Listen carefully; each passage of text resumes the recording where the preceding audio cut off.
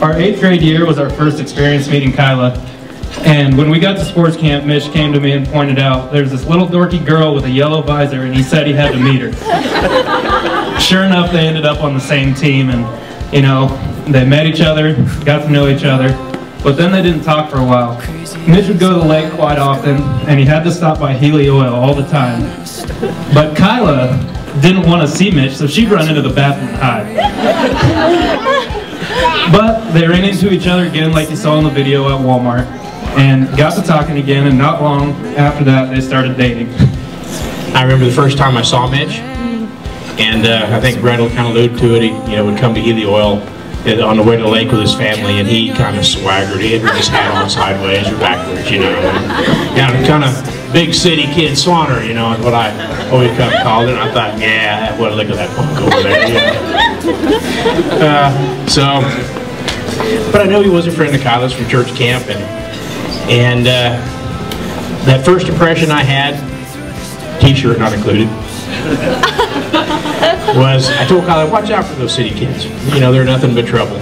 But obviously they're started down a path to a long and loving relationship, and I think that's just great, because this young man that she married he's got goals, he's got ambitions, you know, he's got a wonderful heart that he wants to help people, and I think that's just a wonderful person for my daughter to give her heart to. So I thank you, Mitch, for being who you are for my daughter.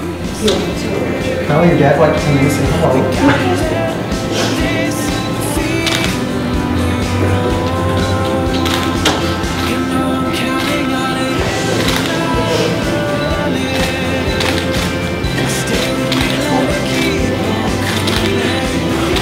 There is no challenge in a marriage that can be overcome by one or more of the following statements, and I would suggest you memorize them. Yes, dear. Right away, dear. I was wrong and you were right. And what was I thinking? And repeat those as often as necessary. And then my favorite, which I'm sure my daughter knows, do you want to be right or do you want to be married? You know, we start this new beginning with these young two people. They start down this road of lifelong commitment, and I know it will seem overwhelming at times, but just hang in there, love each other, and build that relationship that will withstand the test of time. Speak well of each other even in private, and when things don't go well, forgiveness should be the first thing on each other's minds.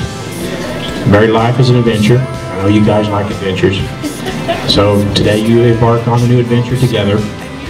And even though you're individuals, you started a covenant before God and your family and all these people gathered here that basically says the couple is more important than each individual person. So always try to remember that. It's the couple that counts. You may kiss the bride. We will make it through.